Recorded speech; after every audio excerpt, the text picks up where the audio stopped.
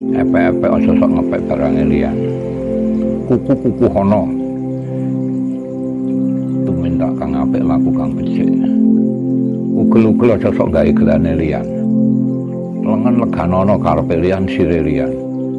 Sikut aja sok ngikuti liyan. Bau awet kowe urip ning donya iki bau suku ning urip. Jenenge sawangan timbangane urip. Raga niki timbangane urip. Grayang ana gethokmu dhewe. Gethok ki tegese puji tok. Sak dhuwure cithok enek jiring iku jenenge pujiling.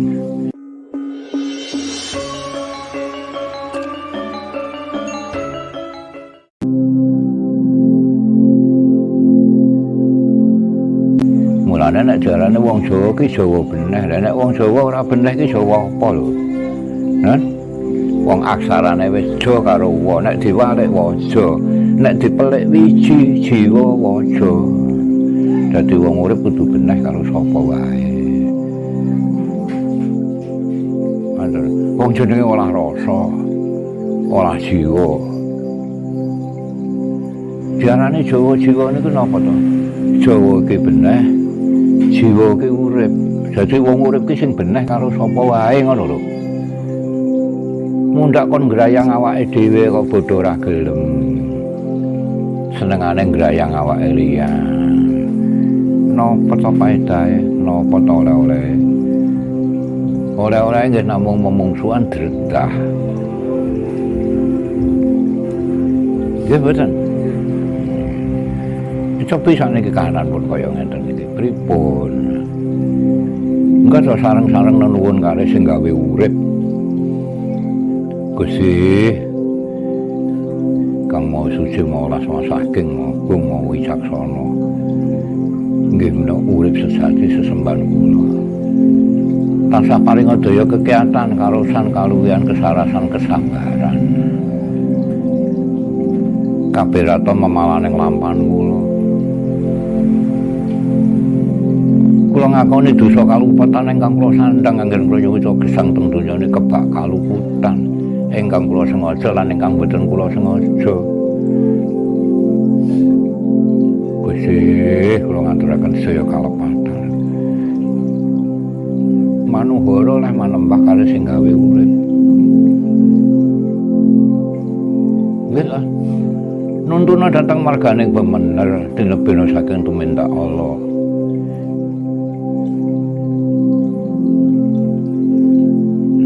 Lah wong ning rumasane tumindak Allah niku apik lho, monggo. Tumindak Allah niku becik ra monggo, niku sir sampean. Ning aja ngajak kancane. Mulane kabeh pakate bakal ngunduh wae dhewe. Kok sampean ditene. Tanah Jaya wis gayuh, tanah Jawa wis gayuh tuwa.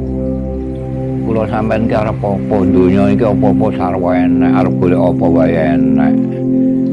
Nek dudake ya aja to. Nggih mboten. Nek dudu bagiane ya aja to. Bentuk sampean gayuh ngelmu sak dhuwur gunung. Kawruhmu sak gudang. Nek aku sampean niku ora gelem tumindak apik kang becik. Resiko sampean tanggung dhewe. Nek kula niki ngakoni nek kula niki wong elek kok. Hah? Kula niki ngakoni nek wong elek. Kula niki wong salah, kula niki wong luput. Mulane kula saben dinten nuwun kalih nugraning Gusti ngakoni kaluputanku.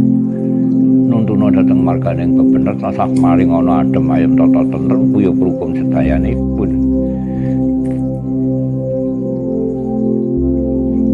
Ingkang tumindak didi samesine purba wasita wonten ngersa menyandalem Gusti ingkang ngakarya jagat. Niku nek kula ngoten.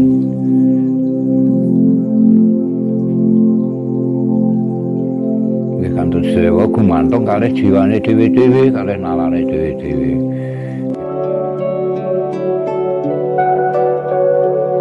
Ayo to. Sarane kula sampeyan niku dititahne ning donya iki, ayo sing guyub karo sing rukun.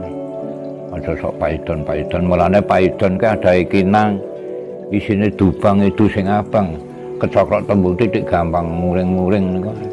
Dupang itu abang. Niku ratu niku kan enten Dupang nggih Paidon. Mulane aja sok Paidon-paidonan.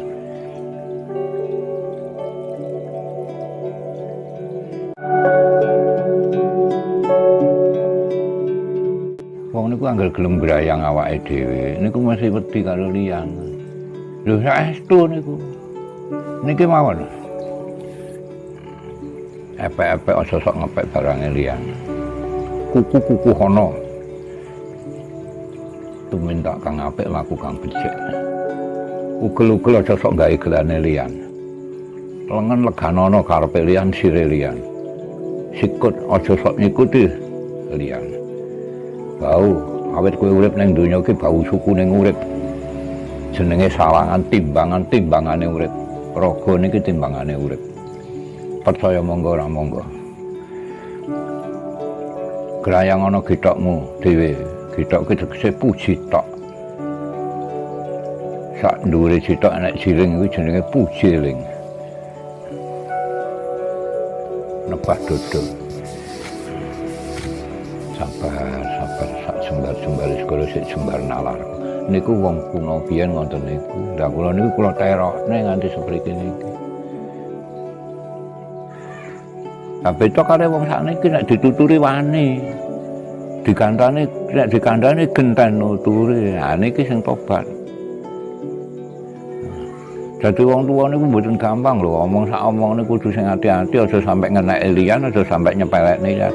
Sak donya niki kabeh apik. Sing elekne karek sing ngarani anggere ora seneng dianggep elek ya elek.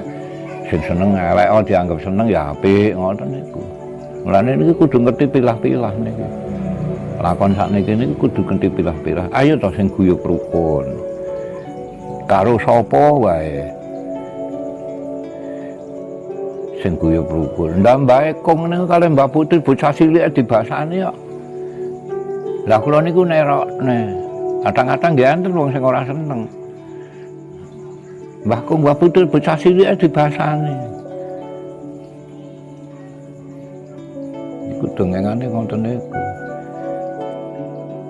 Dadi tuwek wong tuwek iki ora gampang, Mas. Nek ora bener dipaidu, nek bener dilokne, sok dinyek wong dipaidu wong kesampar kesandung tan ana jalma kang wikan. Ha niku lho. Wong lakon niku kaya ngenten niku.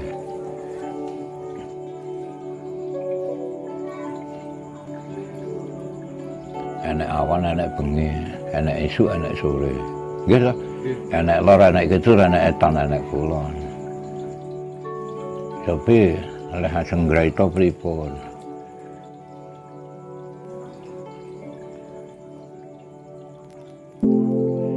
Angger wong nek gelem ngrayangi awake dhewe, percaya karo lakone awake dhewe. Niki adem ayem. Enek kaya ngene pancen aku iki nodrat kaya ngene iki. Angger ora aku ki ora ngene ora ngono rak ya wis.